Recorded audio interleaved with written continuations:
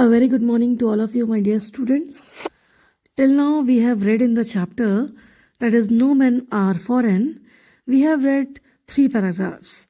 Till now, I have told you in what ways the author, that is the poet James Kirkup, is telling us that we all are same.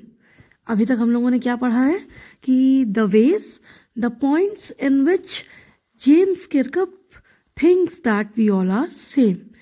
So yesterday I think I have counted and there were 9 points, there were 9 ways in which we all were similar. So just let's take a quick recap of the points जिसमें हम सब लोग similar हैं.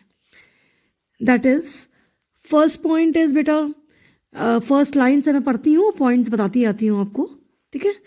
तो remember, no man are strange, no man foreign, no country is foreign, beneath all uniforms a single body breathes.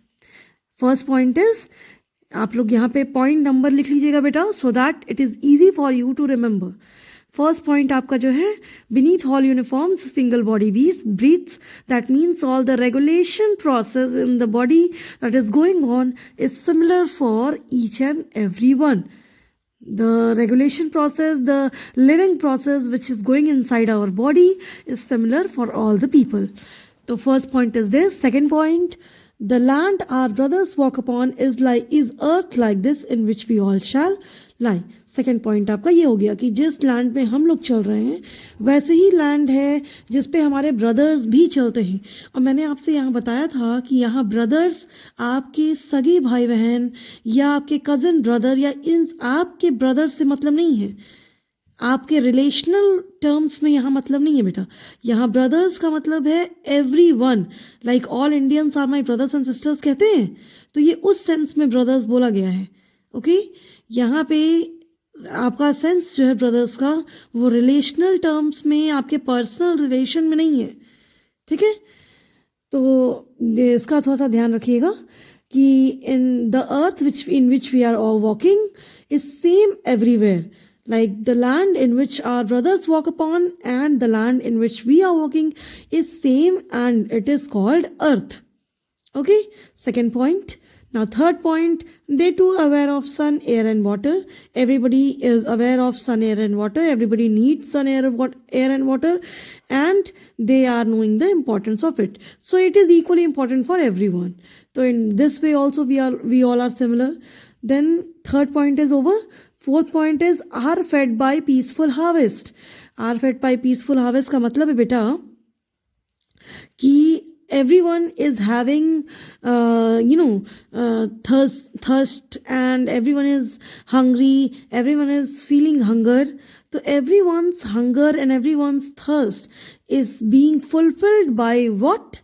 Is being fulfilled by this peaceful harvest. That means whatever harvesting is done and then only we can get our food. तो food हमें harvesting के बाद ही मिलता है. So this is fourth point. Now fifth point, by what's long winter starved. If a war is there, then starvation has to be faced by everyone. अगर एक लोग food सबके लिए नेसेसिटी है, तो अगर वॉर होती है तो फूड अगर एक को नहीं मिलेगा तो किसी को भी नहीं मिलता है. तो सबके लिए वही दिक्कत है, सबको ही फूड से स्टार्वेशन होता है और सबको ही, ऐसा नहीं है कि कोई बहुत दिन तक नहीं खा रहा है या बहुत दिन तक उसको भूख नहीं लग रही तो फिर भी वो लिव कर जाएगा, ऐसा नहीं है, वो सर्वाइव नहीं कर पाएगा. तो सर्वाइवल के लिए we all need food, we all need water. Now fifth point हो गया. सिक्स्थ पॉइंट बेटा, their hands are arts and in their lines we read labor not different from our own. Her person के पास, every person is having hand, और her hand पे कुछ lines होती हैं, कुछ डिपिक्टेड लाइंस होती हैं, जिससे क्या होता है कि everybody is having labor line in that line. ठीक है, मतलब सभी के हाथ में जो लाइंस होती हैं, पाम लाइंस होती हैं, वो पाम लाइंस में सबके हाथ में लेबर लाइंस हैं और वो लेबर लाइन आपकी इक्वल पोजीशन पे जाने के लिए इक्वल है.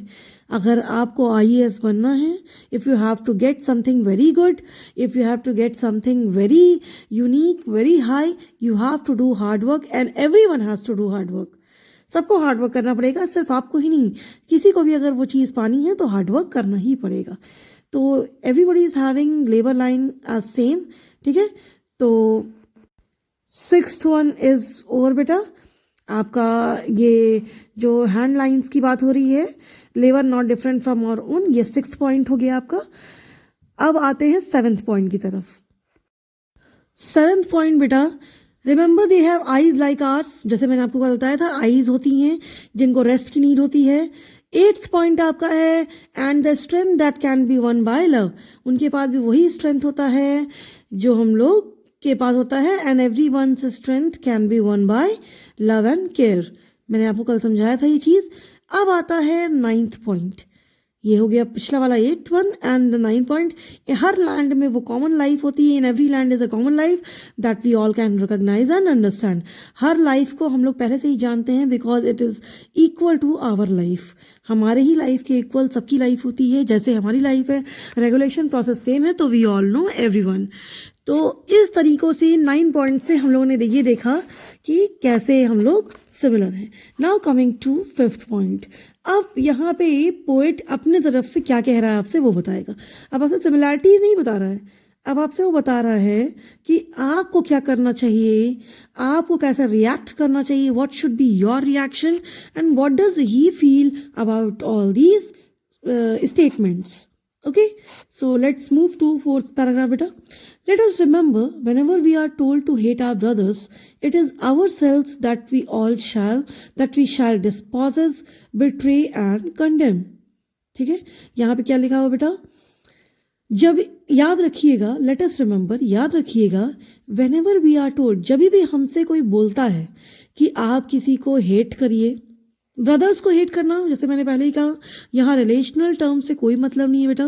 ब्रदर्स मतलब किसी से भी हेट करना, किसी भी आप से हटकर कोई भी दूसरा हो, आपको कहा जाए कि उससे हेट करिए, तो आप उससे हेट नहीं कर रहे हैं, आप खुद से हेट कर रहे हैं, क्योंकि आपको उससे हेट करने से पहले खुद में नेगेटिविटी लानी पड़ेगी, आपको वो हेट्रेड वाली फीलिंग अपने अंदर लानी पड़ेगी, and that is called negativity and that is hating your self. आप दूसरों को हेट नहीं कर रहे, दूसरों को हेट करने से पहले जो आप नेगेटिव फीलिंग अपने अंदर लेकर आ रहे हैं, that is hating your self. उसके पहले तो आप खुद को ही हेट कर ले रहे हैं। तो यहाँ पे यही लिखा हुआ, जब भी हमसे बोला जाता है कि टू हेट आवर ब्रदर्स, मतलब किसी को भी और हेट करने के लिए, तो हम लोग वो उसको हेट नहीं करते हैं, हम लोग पहले खुद को हेट करते हैं। It is ourselves that we shall dispose, betray and condemn, मतलब ये हम खुद के लिए खुद को धोखा देते हैं, खुद को हम लोग चीट करते हैं, खुद को हम लोग नीचा दिखाते हैं, खुद को हम लोग हेट करते हैं। तो ये सारी चीज़ें हम लोग खुद के साथ करते हैं, ऐसा नहीं करते हैं कि ये जब दूसरों को करना होता है ना, तो इससे कोई भी चीज़, like for example you have to say bad words to some people, okay. अगर आपको बेसिकली आप ये समझिए कि अगर आपको किसी को बुरा कुछ बोलना है, तो वो पहले बुरा शब्द आपको आना तो चाहिए। If you know that means कि you have somewhere in mind. और अगर आप किसी दूसरे को बोल रहे हैं, तो सबसे पहले आपके ही मुंह से वो वर्ड्स निकल रहे हैं, you are speaking those words and it is affecting first on you and then on him. जितना वो आपके ऊपर अफेक्ट कर रहा है, उसका शायद 20% ही वो दूसरों के ऊपर अफेक्ट कर रहा है, क्योंकि आप तो अपने मुंह से बोल ही रहे हो बेटा। तो यहाँ पे आपको पोएट यही समझाने की कोशिश कर रहा है कि जब भी आप किसी दूसरे से नफरत करते हैं, तो वो नफरत, वो हेट्रेड, वो कंडेम यानी कि वो धोखा, वो बिट्रेयल, वो किसी को डोमिनेट करते हैं आप, ये कुछ भी नेगेटिव करते हैं, तो वो नेगेटिव आप दूसरों से पहले खुद के साथ करते हैं, because it is affecting on you only. Remember, we who take arms against each other, it is the human earth that we defile. Defile मतलब होता है बेटा पल्यूट करना, ठीक है। अब यहाँ लिखा हुआ है, रिमेंबर, याद रखिएगा, जब भी हम लोग एक दूसरे के अगेंस्ट खड़े हो जाते हैं, एक दूसरे के अगेंस्ट टूल्स उठाते हैं, गन उठाते हैं, जैसे कि आजकल आजकल क्या आपने पेपर्स वगैरह में बेटा, न्यूज़पेपर वगैरह में आप अक्सर ही पढ़ते होगे या न्यूज़ वगैरह में देखते होगे कि gun is a very common tool which is everyone is having. मतलब आप देखे होंगे आजकल हर ही न्यूज़पेपर में इसने इसको गन से शूट कर दिया, उसने उसको गन से शूट कर दिया, एंड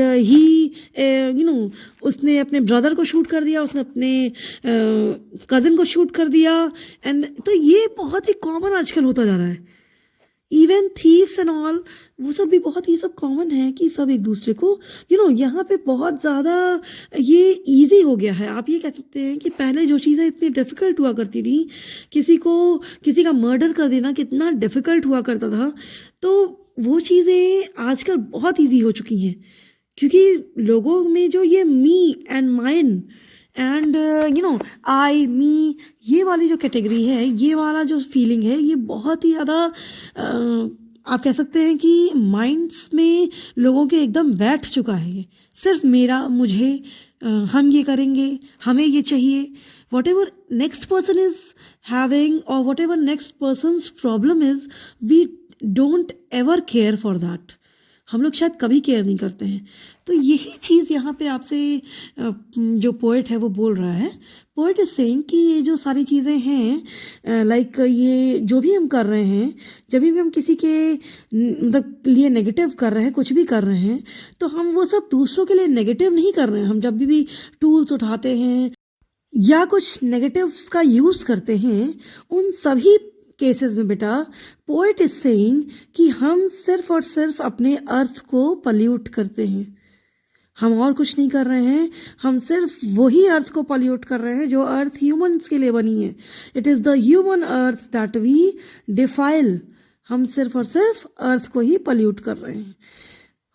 तो देखते हैं, our health of fire and dust outreach the innocence of air that is everywhere our own.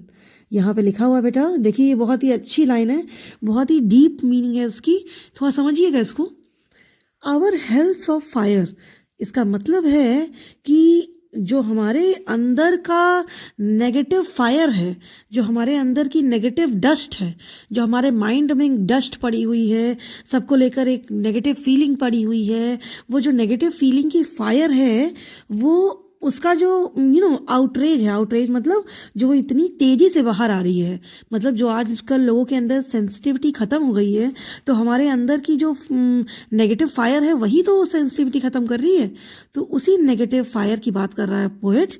वो कह रहा है जो हमारे अंदर की नेगेटिव डस्ट है, नेगेटिव थिंकिंग है, नेगेटिव फायर है हमारे अंदर की, वो बाहर के एयर में जो इनोसेंस फैली हुई है ना, उसको ख़त्म कर दे रही है।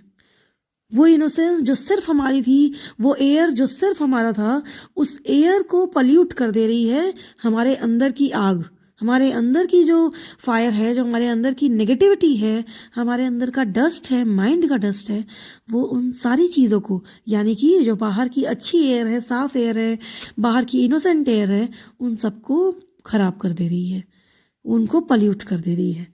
देखिए लिखा है our health of fire and dust, हमारा जो फायर और डस्ट का हेल अंदर बसा हुआ है, मतलब जो हमारी नेगेटिव थिंकिंग अंदर बसी, जो हमारी हेल्थ थिंकिंग अंदर बसी हुई है, वो outreach the innocence of air, मतलब वो बाहर की जो एयर इनोसेंट है, जो कि सिर्फ हमारी थी, देखिए that is everywhere our own, वो एयर सिर्फ और सिर्फ हमारी थी, बट हमने उस एयर को पल्यूट करके रख दिया है, सिर्फ अपने अंदर की गंदगी की वजह से। Remember no man are foreign and no countries strange. Last में पोएट फिर से कह रहा है बेटा कि no man are foreign and no countries strange, कोई भी मैन फॉरेन नहीं है, कोई भी कंट्रीज स्ट्रेंज नहीं है, सभी अपने ही हैं। Every one is our own and every place is also our own. This poem is written by James Kirkup, and here the poem ends better. And if you all feel any query, please do ask me. And this poem is very, if you think in a very broad sense, तो poem बहुत simple है, लेकिन अगर आप line wise इसको पढ़ेंगे तो it is really very interesting also, and a bit tough but very interesting poem. Learning के लिए शायद थोड़ी tough है, but फिर भी आपके लिए बहुत इंटरेस्टिंग है। तो just go through the poem, and if you feel any problem in any word, in any paragraph, in any phrase, please do ask me. I will explain it again. Okay? Thank you, class.